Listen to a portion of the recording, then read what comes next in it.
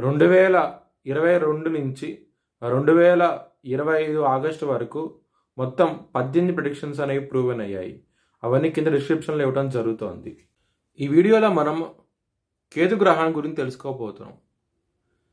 కేతు యొక్క నక్షత్రాలు వచ్చేసి మూల, మగ మరియు అశ్విని నక్షత్రం.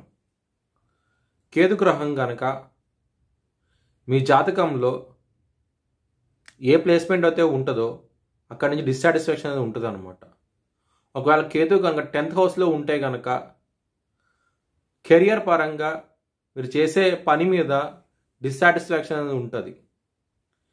కేతు ప్లస్ వీనస్ కంజంక్షన్ అయి ఉంటే కనుక మీ జన్మ జాతకంలో మ్యారేజ్ పరంగా ఇబ్బందులు ఉంటాయి, మ్యారేజ్ పరంగా డిస్సాటిస్ఫాక్షన్ ఉంటుంది.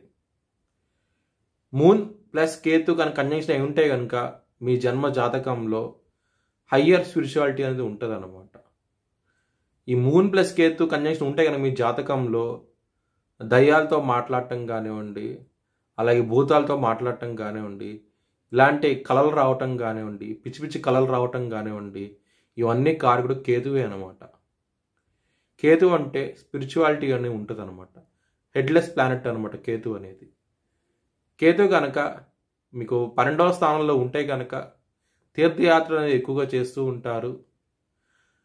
ఎక్కువగా దేవుడికి పూజలని అలాగే నోములని ఇలా చేస్తూ ఉంటారు. కేతు అనేది ఏంటంటే డిస్సాటిస్ఫాక్షన్ అనేది ఎప్పుడు ఎక్కువగా ఉంటుంది అనమాట. ఒక పర్సన్ని చూడండి, కేతు మహాదశ రాగానే స్పిరిచువాలిటీలోకి వచ్చేస్తారు. ఆధ్యాత్మికత అనేది ఎక్కువగా పెరిగిపోతూ ఉంటుంది ఆ వ్యక్తిలో. హోమాలు, జపాలు, దానాలు ఇలాంటివన్నీ ఎక్కువ చేస్తూ ఉంటారు. కేతు ప్లేస్మెంట్ కనుక మంచిగా ఉన్నా సరే అలాగే కేతు మహాదశ రాగానే ఇలా స్పిరిచువాలిటీలోకి వచ్చేస్తారు అనమాట. కేతు అనేది బాడీలో కట్స్ కానీ వూండ్స్ కానీ ఇలాంటి కారకుడు కేతు అనమాట.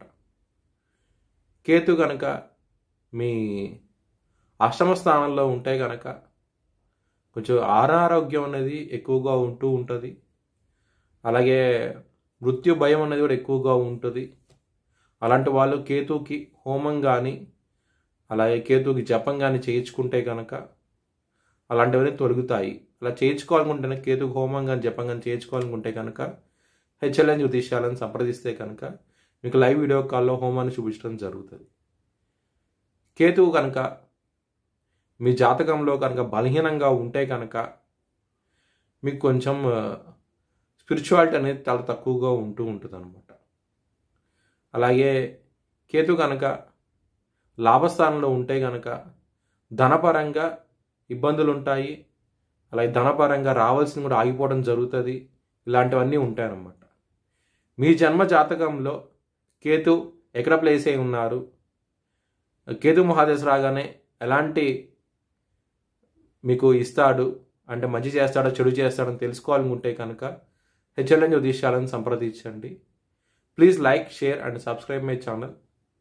అలాగే కమెంట్ సెక్షన్లో మీకు ఎలాంటి వీడియోస్ కావాలో కమెంట్ చేయండి. నెక్స్ట్ వీడియోస్లో చేయడం జరుగుతుంది.